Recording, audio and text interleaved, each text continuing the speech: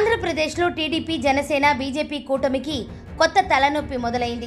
TDP Janasena జతకట్టడం వల్ల టికెట్లు కోల్పోయిన కొంతమంది నేతలు రెబెల్స్గా బరిలోకి దిగుతున్న సంగతి తెలిసిందే. అయితే ఆ రెబెల్స్ వల్ల కూటమికి కొత్త చిక్కు వచ్చి పడింది.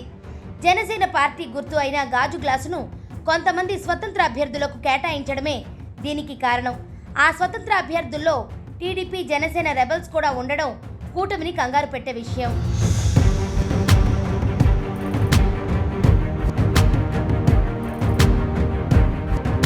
తమ పార్టీ సింబల్ అయిన గాజు గ్లాసును ఫ్రీ సింబల్ లిస్టు నుంచి తొలగించాలని ఎన్నికల కమిషన్కు జనసేన విజ్ఞప్తి చేసింది.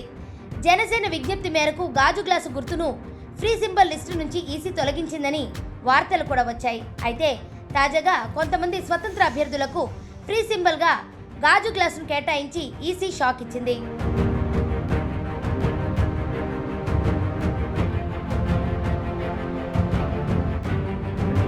విజయనగరం అసెంబ్లీ స్థానం నుంచి టీడీపీ రెబెల్ అభ్యర్థిగా బరిలోకి దిగిన మీసాల గీతకు ఎన్నికల అధికారులు గాజు గ్లాసు గుర్తును కేటాయించారు.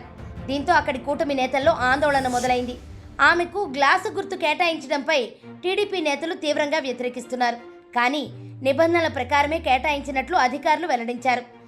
రెబెల్ అభ్యర్థికి జనసేనకు సంబంధించిన గుర్తు కేటాయించడంతో టీడీపీ అభ్యర్థి అనుచరులు తమ గెలుపుపై ప్రభావం చూపే అవకాశం ఉందని ఆందోళన వ్యక్తం చేస్తున్నారు.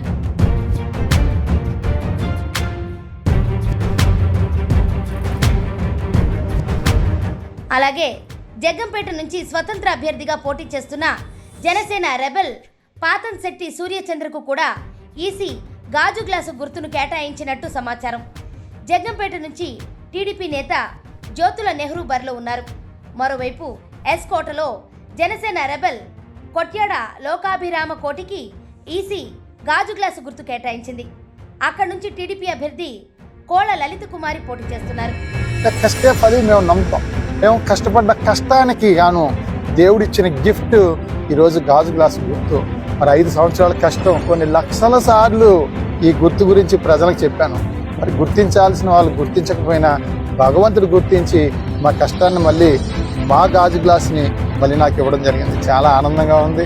థ్యాంక్ యూ గాడ్కి, దేవుడికి హృదయపూర్వక కృతజ్ఞత తెలియజేస్తాను. అంటే ఎవరినో ఓడించడానికో ఎవరినో గెలిపించడానికో సూర్యచంద్ర ఇండిపెండెంట్గా పోటీ చేశాడని చెప్పేసి తప్పుడు ప్రచారం చేస్తూ ఉన్నారు.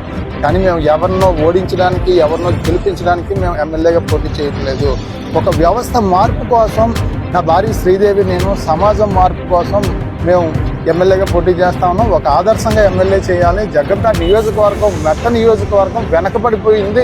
తప్పకుండా నియోజకవర్గాన్ని అన్ని రకాలుగానే అభివృద్ధి చేయాలని ఒక బలమైన లక్ష్యంతో ఎమ్మెల్యేగా పోటీ చేస్తాం. అయితే జనసేన అభ్యర్థులు 21 అసెంబ్లీ స్థానాల్లో గాజు గ్లాసు గుర్తుపై పోటీ చేస్తున్నారు. ఇప్పుడు ఈసీ కొంతమంది స్వతంత్ర అభ్యర్థులకు గాజు గ్లాసు గుర్తు కేటాయించడంతో టీడీపీ జనసేన నాయకుల్లో భయం పట్టుకుంది. ఇంకా ఎంతమంది స్వతంత్ర అభ్యర్థులకు ఈసీ గాజు గ్లాసు గుర్తు కేటాయిస్తుందని కంగారు పడుతున్నారు.